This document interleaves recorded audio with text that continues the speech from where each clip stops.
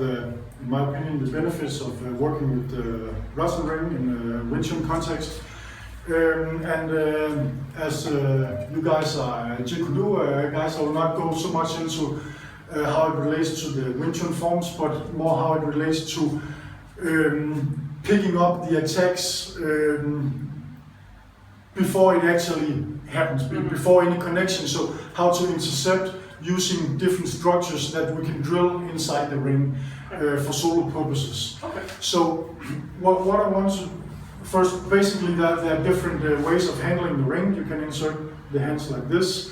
We will not be doing anything like that today. We will be working in a polarized way. There will be one each side, and this will be unpolarized. Okay. Same side. So we'll be working from this, and we'll be working two structures from the third WingChun form, the PIOMA set. This is where it's most clearly expressed. It's also expressed earlier in the system, but as separate hand forms and not as something to be cycled. But what I'm going to show is the double GanSao and the KwanSao. And actually in some lineages they call both of them KwanSao, one Noi KwanSao and one Loi KwanSao. As a GanSao, this is the movement. This, and the KwanSao like this basically. I'm not completely giving all details biomechanically because it will take a long time. Yeah, but fine. If we start with it's also called golden scissors and silver scissors in some WingChun lineages. And what it is basically I'm trying to create as tight a barrier as possible. So we're trying to make a long defensive line, so I'm not just covering one little piece, but I'm trying to cover as much area as possible. Yeah. So we can drill that with the ring, double Gan, like this, and the KwanSao like this. And you're always trying to keep the ring tense. Yeah. I'm not. It's not supposed to slide on the arms yet. It can be done, but that's more for the beauty attacks and stuff. But what we want to do now is we wanted, if you try to just try to do this, see if you can wiggle it. And I have it here. So it's tight like this, and here it's tight like this. Here is tight, and here is tight, as opposed to if the position was more sloppy and you could move it. So what I want to do, and what the ring helps me to do, is I want to tighten in, and I want to really work my positions and my transitions. So what I can do also is I can combine the two kinds of KwanSao, or the GanSao and KwanSao, depending on what you want, because when you do the double Gan like this, the only thing you have to do to obtain the KwanSao is turn to the other side, and there you have it. If you start with the KwanSao and then you turn here, there you have it. Yeah.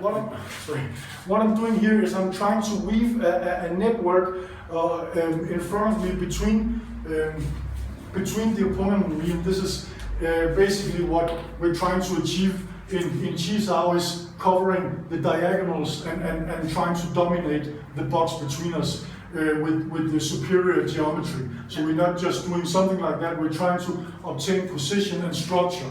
And if there's structure, then we'll kind of meet up against each other and we'll have to find our ways around. And if there's no structure, then we're just through, no need to complicate things. Because usually when we're talking about the KwanSao, also from the Sifu Tower form, this, and many people show it as a way to escape trapping like this, and Glenn comes up with his TanSao like this, and like so. And this is a complete valid explanation and application of that technique also. In my opinion, in the beauty set, you start to also intercept the attacks before contact is occurring. So if Glenn gives me a 1-2 combo, a pack would be an example, or PIOMA and the PIOMA, and you can go in and do stuff here. What I can also do is, if I have an opponent who is good at throwing combo straight down the pipe means he's not swinging wildly, but he's a tight boxer. He has composure and discipline to attack me